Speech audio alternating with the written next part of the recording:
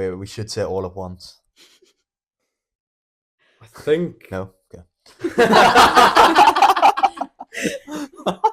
You know what? It is a hit, and that's why I like it. Yeah. So there you go. There you go. Cheryl Coleman. Yeah. She's a musical Okay, Slay, sorry. she is. Sorry. I know what you're fighting for. Fucking I fucking love a Lucasade. Oh my god! So go! Hi guys, welcome back to Her Sound. We're here with a special guest this episode. We've got the Redroom. Hello. Hello. Woo! We're here. Yeah. So today we're going to be talking to the Redroom a little bit about their debut EP, Liminal Space, that's just come out, which you should go listen to if you haven't already. So, do you guys want to introduce yourself today? Yeah, I'm Matthew. I play keys. I'm Jess. I'm the lead singer. I'm Charlie. I play the drums.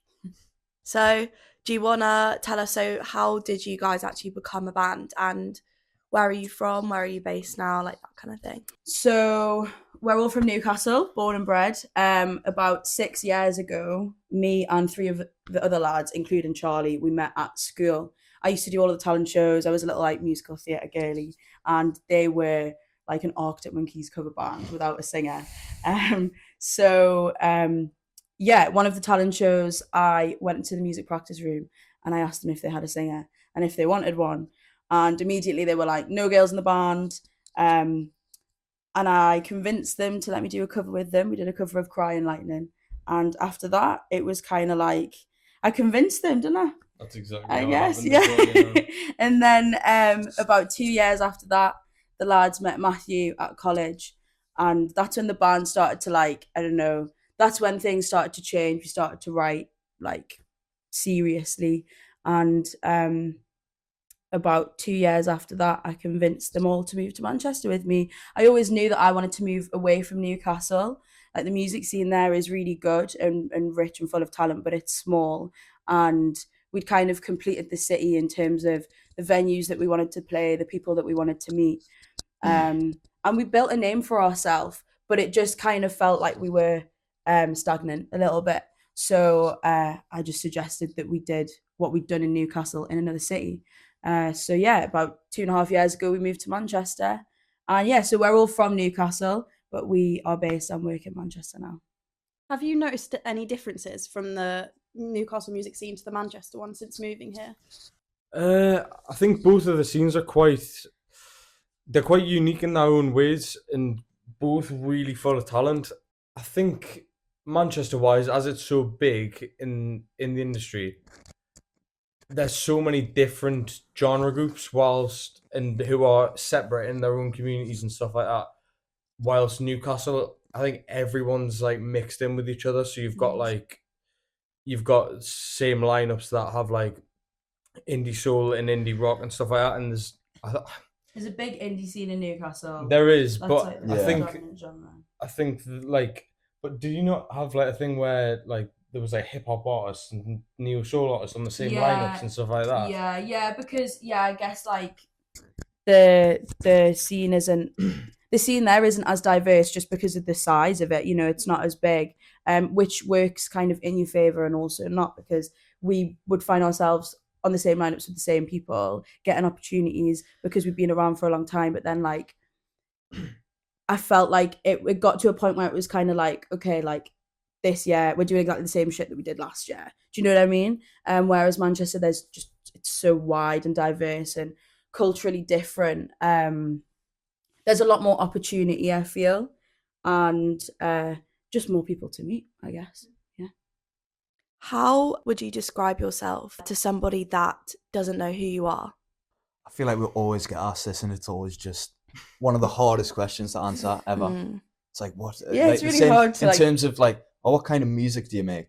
Because when I first like joined the band, it was like indie rock. Yeah, absolutely. And obviously it's moved away from that. It kind of went indie rock into like I always say pop. Yeah, I always say that we're like, and it's a bit cringe, but we're like a genre bending band. Like we don't, I know, Christ, but like we don't limit ourselves to like any specific genre. Well, we don't, do we? Because like if we were to, I feel like that would put the music into a box. And because in terms of the writing process, all of us individually have such different music tastes. There's so many different influences, which creates this kind of like mishmash of whatever the Redroom sound is, and we're still finding it now. Yeah. Like our sound 3 years ago is completely different to what it is now, and I'm sure in 3 years from now it'll have transformed again. But I really enjoy like the fluidity of that, and I don't know, just like I'd say feel good music, but then some of it is like pretty emotional. But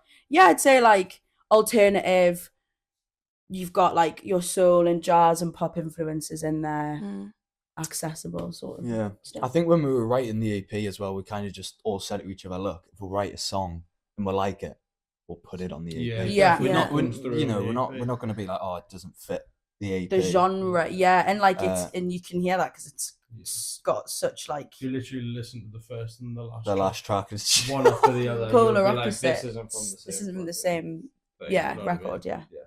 I think, you know, when people do actually put themselves in more of that box of I am this genre, it makes it harder when you want to make different music. Like, for example, with Arctic Monkeys, they were so like indie rock that when they started doing more like jazzy stuff and like more alternative stuff, everyone was shocked. But it's just such a contrast from the original music that they would make. But I feel like if you're like that from the beginning, you're giving yourself more space to easily kind of flow in and out of different genres. And I think especially today, people want something different.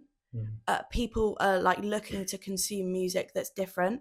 I think, do you know what I mean? People kind of either like that they know what they're going to get, or I think it's kind of the opposite as well, where like there's a massive space for, especially like labels and people are looking for artists that are different.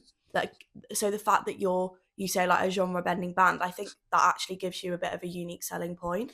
Yeah, 'Cause I don't- 100%. Do you know what I mean? Yeah, I think it's definitely reflective of the time that we're in as well. Like music is made and listened to so differently now than when Arctic Monkeys first got big, and it was it made sense to kind of compartmentalize yourself into a genre. But now you see, you know, production styles and pop bands and really big bands who are doing the same thing. You know, like you've got the orchestral style of producing, which is like on the up. And Arctic Monkeys had, you know, their most recent album, The Car, like has massive orchestral influences on it. Fontaine's Romance has massive orchestral influences. And like, what would you even class that as a genre? Because I wouldn't say rock. You just kind of, I mean, in my opinion, like it's like alternative, but I really like, that's something that I love, is that the boundaries of where and what you can create aren't as strict anymore. Yeah.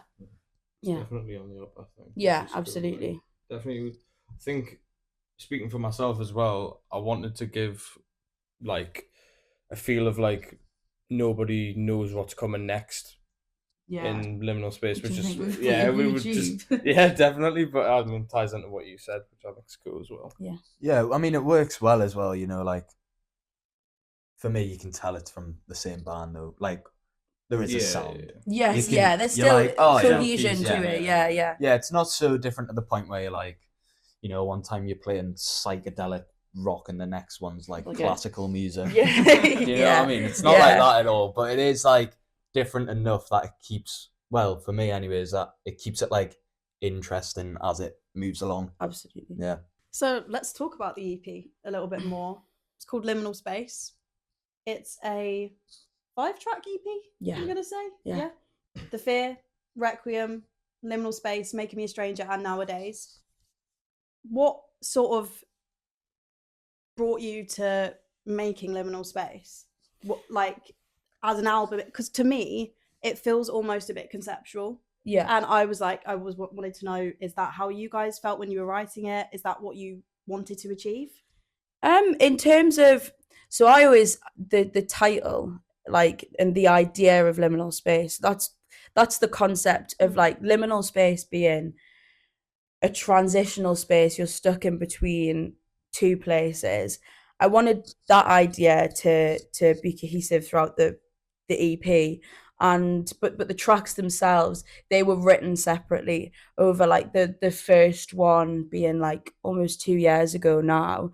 And we were working, we spent so much time working on them as individual tracks, and then it kind of just started to form as like oh, these can actually be part of the same piece and they fit in with that concept. So I guess the concept was kind of created around the music, not the other way around, if you get what I mean. And live as well. And then like, I think we fitted in with each other because we'd be like, okay, then 2 songs work back to back in the live set. yeah, You know what I yeah, mean? exactly. And then the title track, Liminal Space, being that transition between kind of the lighter side to the not necessarily lighter to darker, but just the movement, the moving on. And that's kind of the message I feel that the EP brings, of like just moving on to a different part of your life. And yeah, so that's kind of how it came about. So, do you want to sort of pick a song that you want to talk us through? Yeah. Do you know? Oh, I'd go for. I'm gonna speak about Nowadays, actually. Yeah. So that song was actually it went through a few phases. So many, yeah. It started off like almost like a Led Zeppelin tune. Yeah. In the beginning, like in the verses and stuff. So that was and I think like when we were writing that, we knew we were just like, this just isn't. We were so we want it stuck to with be. it. Yeah. Well, because I'd written the hook first, Yeah. and then we'd written the rest of the song around it, and it just didn't work. It didn't work, and we were stuck on that one for like honestly months, like, or like a good few weeks. Like, yeah, we were really stuck. It was really sax heavy, had this big riff at the beginning, and like it was the feel of the song was just Oh my God, completely yeah, I yeah, forgot it was about just that. it was just completely different. And it's something that we have to remind ourselves, because like when we don't get songs that we're writing now like right straight away, it's like that I think collectively is maybe our favorite song on the EP, and it went through so many different stages. And do you want to talk a bit about like the production and studio side of it? Yeah, so I think that was the first song where we were kind of like, right, it's gonna be, well, yeah, we want it to sound, like fat or massive. So we got your friend, Yeah. Martha, in, who's just like violin player, absolutely amazing. Yeah, like can pick, so you can just say something to her. Yeah, and she just picks stuff up so quick. So Yeah. it was that. I mean, that was so good for us, like creatively. Like we'd just be like, right, play like this. You just sing something to her and she play it. Yeah, we knew She's great. we wanted a strings section in it, Mm. but we can't afford a string section. Yeah. So she basically, there was in total 52 tracks of violin just from one person solely. We tracked her violin 8 times for each part in different octaves, and then at the end of the song, which is kind of like, the big finish, I guess, pitched the entire section down an octave to sound like an electric cello or something like that. It was. It's a cello. And that day, that was the last day in the studio as well, and we had a list of things to do for that song, and like 6 hours. And like honestly, I don't know, I think me and Matthew, we just didn't leave the room once, just like not once. No, We were it's just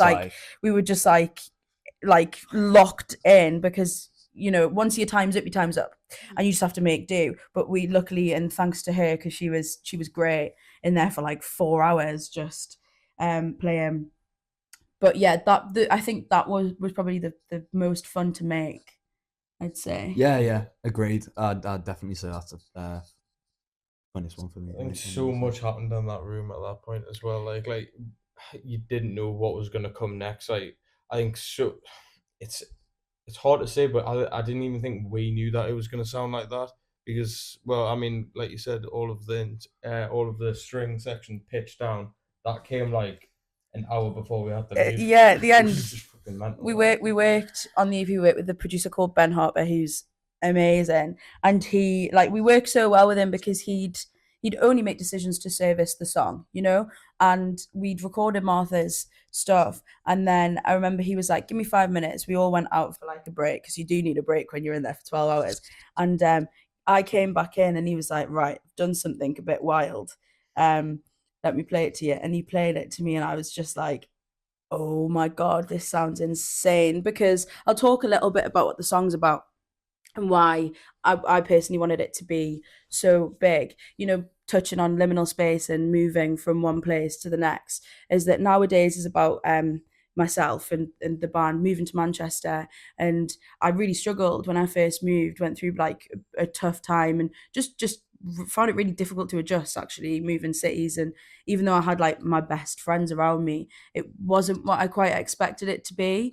And nowadays is about, you know, reflecting on that and appreciating that you've changed, like for better or for worse. I don't know, like it wasn't a good or bad feeling. It was just like, oh, I've actually changed a lot now, and I don't know how to feel about that.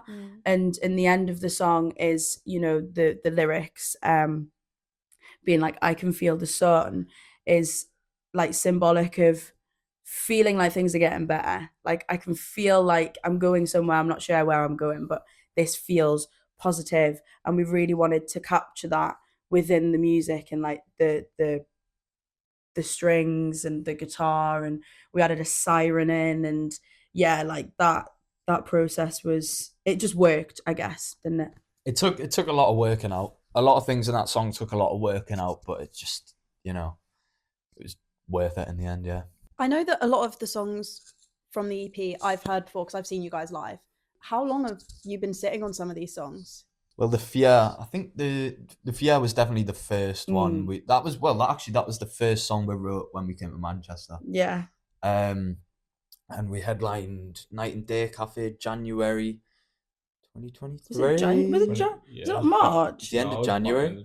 Was it? 2023, It was the back end of January 2023. It would have been, and we played it there, and that would have been, we'd only been in Manchester for a few months, maybe 4 or 5 months or something. Yeah.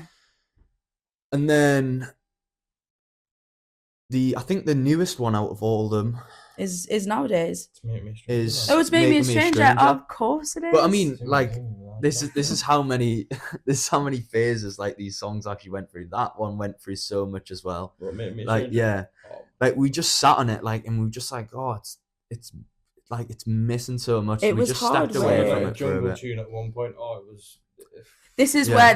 where all of the different influences can get in the way, because it's like Yeah. we're trying to go one direction with like a certain song and it just doesn't work. But It was fun.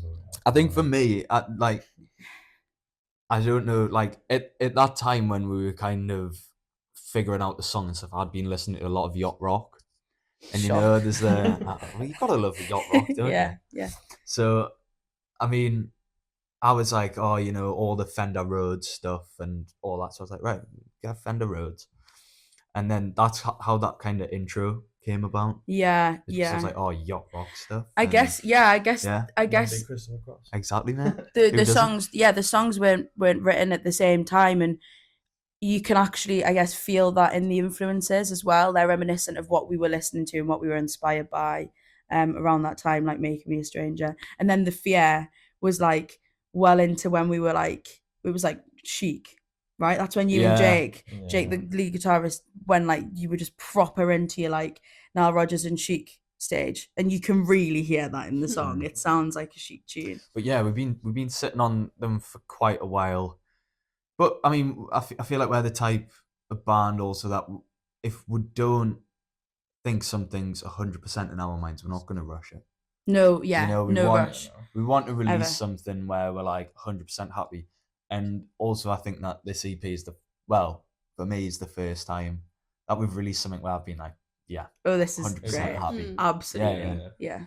And in every aspect of it as well. So Yeah. Well, you were speaking about like influences there. Was there any specific albums or artists that influenced the EP like significantly?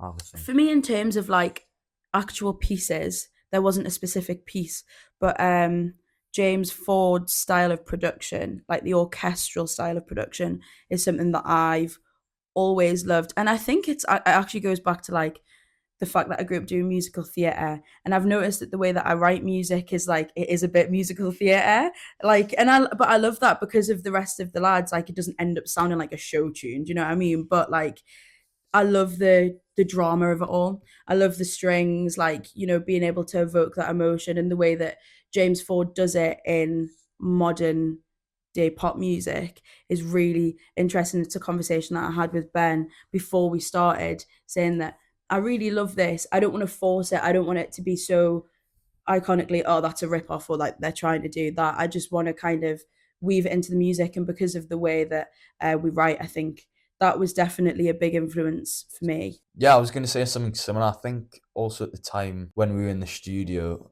doing the strings and stuff, I think Romance played Yeah, a lot on that as well. yeah, I was Especially low at like the obsessed. low end of the strings.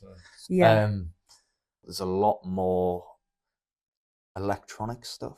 yeah. Like a lot more synths, and you know, I mean, I had an amazing time with Ben. Would just sit there for ages, just figuring out 1,000 sounds synth on tracks. synths. Just it was great. But I think it definitely serves its like purpose well. Brings something a bit refreshing to. Yeah. I'd say it's more individual influences than like one specific Yeah. record. It's not like we didn't listen to like a record and go, right, We want something. that's that. That's what we want. There was definitely multiple. I mean, even before we went into the studio, we had a conversation with Ben, because he actually mixed one of the singles, Yeah, Coffee. yeah. I want to say, yeah.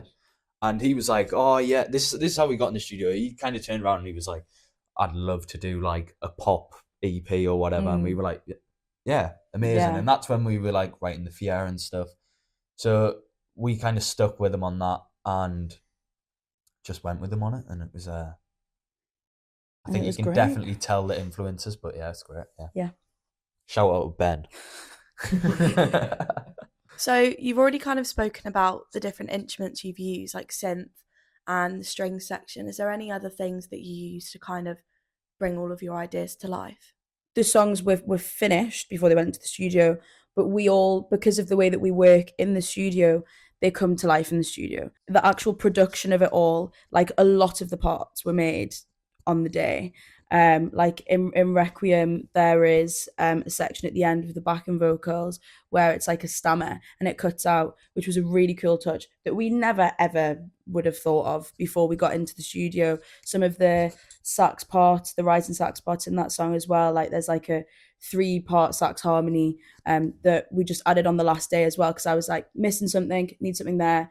And but we all know that that's the way that, like, especially myself and Matthew worked with Ben as well, was just like, we would just, like, he'd get overexcited, we'd get overexcited, we'd add loads of stuff. And I think because of the space that the songs had before going in, there was that freedom to add and create. Would you say the same thing? Oh yeah, 100%, Yeah. In terms of, like, we had the bare bones of the music before going in, and then within that, the freedom, like, you know, with like the percussion and stuff in the songs and the claps, and that was all done in the moment. Oh yeah, that was one of our bit as well. You just reminded us there that it's in Requiem, I want to say. I know what you were gonna say. Yeah. And we were in the studio, and we're like, yeah, percussion or whatever, and it's like the Brazilian Latin claps, Clapping. the clapping. I don't know if you can actually hear it on the track because it was I literally don't done. Think it made it to the final. It was Like- done in the last Half an hour. half an hour in the Like- studio. Like that was it. It wasn't like we went and we did drums and bass first. I mean, we did, but like that wasn't it. You know what I mean? It was like we were still doing claps, and he was still Just like- rearranging drum parts in the final fucking hour. And I was just like, Yeah, there was, I'd never worked like that before, which is. but it was the best. It was the best. Yeah. Yeah. Perfect. Yeah. What's your guys' favourite song from the EP? Charlie, you go Let's all first. try and have different answers. Yeah, I know, right? We should say it all at once. I think. No, okay. I think for me, I'd probably say "Make Me a Stranger," solely because, yeah, I don't even know why it is. I think it's a really classic song. It has really classic influences. I love all of them. Like it's not like that, but It's a hit. Make Me a Stranger's a hit. you know what? It is a hit, and that's why I like it. Yeah. So there you go. There you go. There you go. Good answer. I mean, Let's see if we all have the same answers. all of them are great. I feel like I know what yours is going to be, but I'm gonna throw Rogue One. My favorite's Requiem. Just is that what you're gonna say? It's the underdog. Yeah, no, like Requiem. I mean, nowadays is like such a like just like a great ending to the record. But Requiem for me is my favorite in terms of like the personal meaning of it. It's I wrote that one. That was like an acoustic song on a guitar. It was really sad song. You know, I remember I don't know if they remember when I first played it to them. But it was actually when we lived next door to each other, and I think like I'd showed it to you. I remember this really clearly. I showed it to you, and you were like, "Yeah, that's good." I was like, it's really sad song." And one thing that I love in the writing process is that I'll never really tell the lads what the songs are about, really, because I never want that to affect the way that they write the music and the parts and how it could feel. Because then when we started to write Requiem properly, it started to sound like this, like, I don't know, like you added in like these boss air drums and like it was like kind of sexy. Yeah, it was like it was kind of like sexy and cool and like a bit mysterious, which is absolutely not what I intended it to be. But the transformation of that was like really something that I love. I love where that song is now and how cool it sounds with like, you know, the stammer and the backing vocals that we put at the end, and also like, yeah, it's kind of euphoric, that song is in my mind. So I'd say that's my favorite. Yeah, I'd say Requiem as well, just because of the stars. There you go, simple answer. Yeah, just because of that. Yeah, great tune. How did you come around choosing the cover for the EP?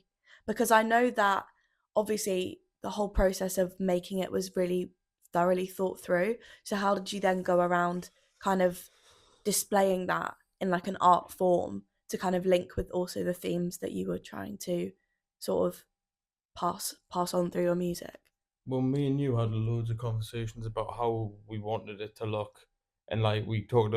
I mean, like you said before, you don't want to mention about the songs and like what they were written about and the emotions, but you kind of had to. Yeah, to yeah. get that image and to get the creativity across, I feel. Yeah, more in it, like obviously generally speaking, you know, the words, it's not like I'm like a poetic genius. You know, you can tell what the songs are about, you know, it's like this is a song about an ex or whatever. But yeah, like the idea, I was like, how do we create liminal space visually between, and my understanding of it in this context is between me and someone else, or, you know, two people.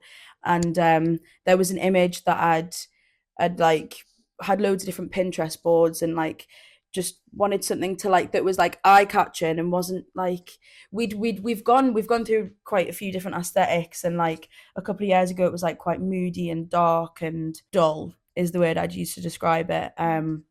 Like film noir vibes, which like just absolutely is not this, like the music. And yeah, so there was an image in a theater of two people sat next to each other that I saw, and I was like, right, I really loved how the red popped. I was like, yeah. And then I was like, okay, well, what if they were sat far apart from each other?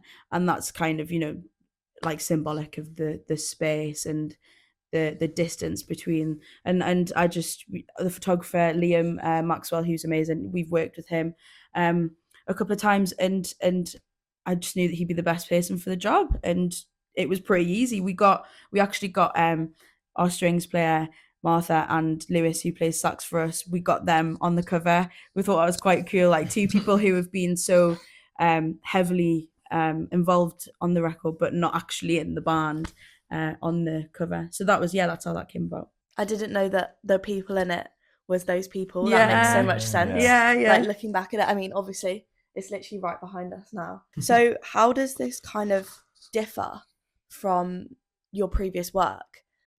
Well, yeah, obviously it's like the first. It's actually good. So just true. Roasted the last 4 years, So mate. true. Roasted. But what I will say before you go on is that we wouldn't be here without the shit music. So go on. How's it different? Oh god, I was gonna say, well, it's the first EP we've released, so I don't know. In my head, it's kind of like maybe as if we released them as singles, it would still seem like, oh, these are pretty different to each other. But you know, since we've kind of thought it out and made it the EP, you know, like Liminal Space, the title track, that is an interlude between two songs, and it makes sense for it. I think it's more mature. Yeah, I was gonna say the same thing. That's probably the best way to say it. It's more mature. You can tell how it's came from what we've released in the past, but also how it's came to be that. Yeah, it's still us, but and I genuinely just say the biggest difference is that we're just older. Like I wrote Coffee when I was 16 years old, and you can tell. And it's a good song, but we've like we're all 2021 now and just in a different point, and and I definitely think moving to Manchester as well, because of all of the influences of the city, has subconsciously kind of created this new sound for us as well. Yeah. I think that's the biggest difference, is that we're in a different place. What is the collaborative process like when you're in quite a big band? There's 5 of you, and then you've got a sax player, a strings player, you've got all these other people writing with you or in the studio with you. What is that like? Do you like have one person come with one piece and then, or is it kind of just all come about together? Bloody horrendous. It differs for each song. There have been songs bloody horrendous. There have been for different songs, there have been songs that like I've written as a full piece and then I'll bring it to the band and then it'll completely change into something else, but the bare bones will be there. Or then like the Fear, Jake and Matthew had written pretty much the entire song without any lyrics or melody, so I just wrote on top of that. Again, like we touched on, nowadays went through so many different changes, and that was definitely a collaborative process of like we all have loads of different ideas. So it definitely differs for each song. There's not one person or like one thing that we do and we go, this is the blueprint of how we write our songs. It's completely different. But what I will say is that they come to life in the studio. They definitely came to life through production, and us having a say on that. And we'd like pull up, when we talked about influences, we'd pull up tiny parts of songs and go, I want like this specific guitar part to sound like how this does here. Like we're very, very specific with sounds, and it's definitely a collaborative thing. And it's like, say, I remember like Dom, who's the bass player, he had an opinion on like one of the like piano runs and strings runs in nowadays that completely like changed the feeling. So yeah, we all input on each other's instruments as well. It's not just specific to, I'm just on vocals. Like we all touch on everything. I also don't feel like we're inclined to use any instruments if we don't feel like it needs it. Like just because Lewis is in the band and plays with us live and stuff like that, like we don't use them on Making Me a Stranger. Not Same with every Martha. song needs sax. Sometimes less is more. You know what I mean? And we're very aware of that, I feel. Yes, yeah, for sure. So it's clear that there's a lot of sort of depth to these songs, especially in the recordings and all of these elements that you've used. How do you go about translating that when you play live? Well, this is yeah. So this has kind of been something that we've thought about a lot, because when we play live, like I think like you've mentioned before, we write a song and then we go into the studio and add so many parts. Like it just comes in my head to add the parts. Yeah. So, we try to do. At the moment, we just play everything like live. Yeah, I feel like I used to be very anti-track. If you play a track, you're shit. Like, God, what can you not play it live? Now I completely go back because we went to the studio and we physically cannot play. Yeah, we don't have half of the music. No, you can't. And like, live. No, like we just physically couldn't play it. So this is actually like that's a really good question, because this is the first time that we are trying to translate that, because the music is, and I'm not going to be humble about it, so good. The recorded music is so good, and we want to be able to to translate that into it is. It's great, but it's great because of all of the parts, and we want that feeling to be translated live. So we are currently performing with track and seeing how that. Yeah, I mean, these past few months as well, like especially on the keys and synths and that, I've been trying to figure out what I can actually play live. And I didn't realize until I tried to do that, like how little you actually can. How much I can actually play. Like, at the end of Make Me a Stranger, I only figured it out the other day, like the arpeggio at the end. It's just There's a lot. There's a lot. There's a lot, and I don't have enough hands. Yeah. So to answer your question, it's difficult to do It's that. hard. It's hard But we are in the process of of doing that. yeah. So Newcastle has birthed some great musicians, yourself included. We've got Dire Straits, The Animals, Cheryl Cole, can't forget to mention her. Absolutely. And obviously Sam Fender, he's massive at the moment. He's one of the biggest names in music at the moment, I would say, especially for like our generation. Yeah. You actually were lucky enough to sing on stage with Sam Fender. Would you like to tell us a little bit about that? Yeah, absolutely. So it was actually during like that really weird period of like COVID and gigs being pushed back and moved around. So at the time he was playing like O2 venues, like 3,000. But by the time he was actually playing that tour, he was selling out arenas. So he was way bigger than the venues that he was playing. So there was such a buzz around the gig. Everyone waited for it. And I said this in an interview the other day, like, I am such an all or nothing person. I just remember being like, I was a proper little fangirl at the time, actually. So I knew the set list and I knew which song was before Saturday. And I was like, yeah, I was like, I'll just bring a sign. I'll bring a sign. I'll get on someone's shoulders. Charlie was there with me. And I got on someone's shoulders and I had the sign that just said, let me sing Saturday with you. And he'd clocked me quite a few times whilst I was there, and I was like, he's not gonna, this was a failed attempt.